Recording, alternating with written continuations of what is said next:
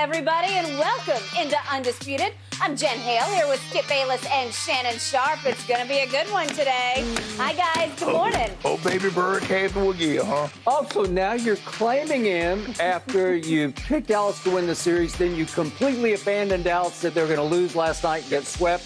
And oh, ye of little faith, you're back. I didn't know they was going to hit 100 threes, though. Oh, well, that helped. Exactly. Yeah.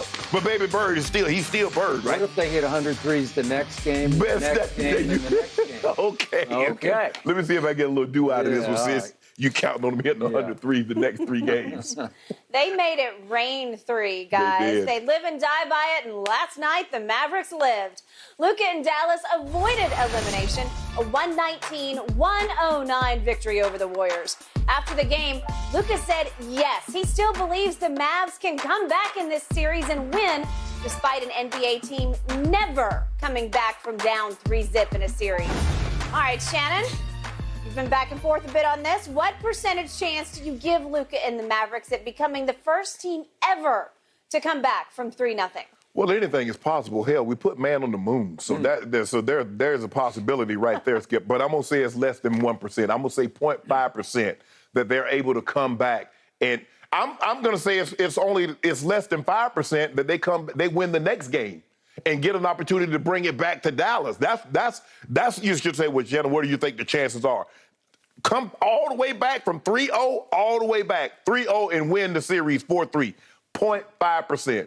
Skip, they played well last night. When you look at the situation, you look at Reggie Bullock couldn't buy a shot the other night, and he couldn't miss last night. You look at Dorian Finney-Smith. He hits his first 4 threes. You look at Bertans chipped in. You looked at Kleber. He chipped in. Luka was Luka. Gave you 30, 14, and 9, although they weren't the most efficient 30-point ball game. And so if you tell me, okay, Shannon, over the next 2 games, you're going to kind of get similar production, then I was like, okay. But I don't believe it. Because what I've seen from the first 3 games, that's the trend that I thought I was going to see last night. We know, Skip, we saw what they did against Utah. Shot them out the building. We saw what they did against the Phoenix Suns, especially at home in the Game 7 on the road. Shot them out the building. And then for whatever reason, this series, they have not been able to make the 3, even though a lot of those 3s have been uncontested. Yep. Last night, they couldn't miss early on. And so that put the Warriors' backs up against the wall because the Warriors always felt, yeah, they're making these 3s early, but will they be able to make them late? That's why they were able to track them down in game 2. But they kept making, and for whatever reason, the Warriors weren't able to make their shots. They did make a late run at it in the 4th quarter, but it was a little bit too little too late.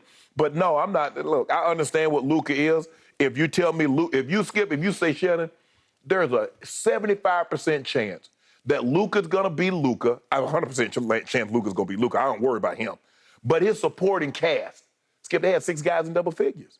So you're going to tell me that Reggie Bullock's going to give you 18, Finney-Smith's going to give you 23, Brunson's going to give you 15, Kleber give you 13, and Dinwiddie give you 10? Well, I say, well, Skip, we might have us a series. But I don't believe that's going to happen. 0.5% that they're able to come all the way back and win this series. 0.5%. I say there's a less than 5% chance that they're able to win the next game in Golden State and bring it back for a game 6 in Dallas. That's where I'm at. So the man who picked the Dallas Mavericks to beat the Golden State Warriors in 7 games, which means they would have to win a 7th game at Golden State. Yes. So you already predicted they could win game 7 at Golden State, is predicting greatly against their prospects of winning a game 5 at Golden State. Skip, I was feeling good about my prognostication in game 2 when they were up by 19. They were up by 19. I felt really good. I was like, okay, yeah, now we might be on to something. And then I watched that lead slip away. Okay, so the irony here is we are starting to have role reversal here on Undisputed because my percentage chance is way higher than yours. But it's not so much about Luka and company. My reservations are always about Golden State. Mainly Steph. Gold-blooded. They're gold-blooded, those Golden State Warriors. I'm not sure about this year's Golden State. I was not sure about the 2016 Golden State Warriors without Kevin Durant, who was about to join them and push them right back over the top. You were sure. Back-to-back finals MVP. You were sure. You was over there gloating. I was on your show back in 2016, and you was up there gloating. So he's going to be 0-this in the finals.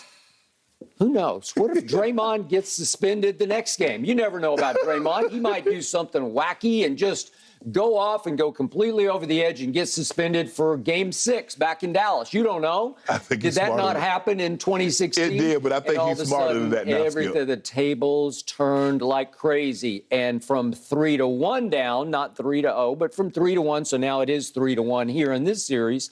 It was 3-0 going into last night, but from 3-1 down, obviously Kyrie and LeBron came all the way back to win a Game 7. Right. Because Steph Curry came up even smaller than he is in Game 7 in his house. He had 2 of the last 3. It's just like right now. 2 of the last 3 were in his building, and Steph did not own the building or the night. And I'm going to remind you, in the previous series against Memphis, Memphis had every opportunity to win that series, as I predicted that it would. Ja yesterday liked a tweet. He gave it a 100% yes like that. If Memphis had been healthy and eligible, with Dillon Brooks getting suspended for virtually 2 games, John missing the last 3 games with knee injuries, that Memphis would have won that series. And I believe that because Steph shot a grand total of 33% from 3 in that series.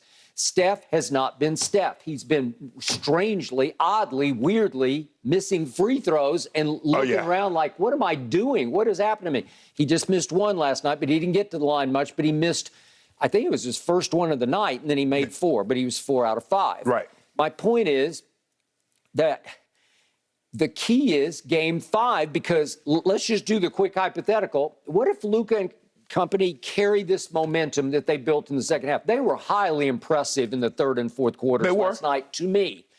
And what if they carry that momentum into Game 5? Well, all you need to do to make this very interesting is to go, quote unquote, steal a Game 5 in a building, as you pointed out, that in Game 2, they were up by 19 late in the 2nd quarter. They were up by 14 at halftime. Correct. And they got blown off the floor in the second half because Luka did not show up in the 3rd quarter, and he never showed up in the 3rd or 4th quarter on defense. He got hunted, he got exploited, he got exposed. And what about him last night? Okay, well, they're starting to figure out little different ways to hide him on defense. Last night, they successfully hid him. So my point to you is, if you could take that 19-point lead and sustain it, and Luka could say, I got this in the second half, and you could get it back home for a Game 6, now you've got something. Yeah. Because if you went home and won a Game 6 and said, here we come back for Game 7, what happened in the previous series, Mr. Sharp? Dallas at Phoenix in Game 7. What happened? Yes, they came all the way back. They won it. Dallas simply won Game 7 by 33 points at Phoenix. So does Dallas not feel good about itself in those elimination type games? Well, they would, Skip, but if you're going to tell me like in the 3rd quarter where the Golden State Warriors normally run and hide and make everybody else disappear, if you're going to tell me that Dallas is going to score 37, they're going to go 8 of 13 from the 3, they're going to shoot 63% from the floor, I'm going to say, Skip, you might be onto something. But for the very first time in this series, Dallas won the rebounding battle.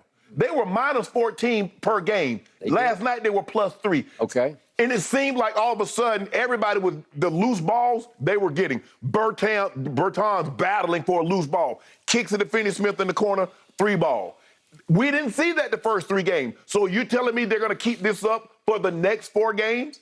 No, I thought that was desperation last night. And, Skip, we knew they were going to play better than they had played in any other series. They played like a desperate team. But it's hard to be desperate for the next 3 games, and that's what it will require. So I don't believe they're going to have the same level of desperation they had in Game 4. They're going to carry that over to Game 5. I don't believe they will. I don't. Okay. Now, to frame this from what happened last night, allow me to make a pretty hard left turn here and speak just for a moment about the unspeakable tragedy that happened outside of San Antonio, south of Dallas, obviously, yesterday. 19 children were gunned down and murdered, 2 teachers gunned down and murdered. Steve Kerr, before the game, delivered an extremely emotional plea for better gun control laws. And I appreciated it. And yet he admitted in his soliloquy that his heart was not in coaching a basketball game last night. You could tell that he preferred that they not even play the game. But he said it. He said, I'm not talking about basketball in his press conference at the start of before the game. He's like, I'm not talking basketball. Was pre-game. Right. Because he used his stage to make his plea. Correct. Obviously, back in his youth, he lost his father, who was teaching at American University in Beirut, to a gun shot, right? And because of that, Steph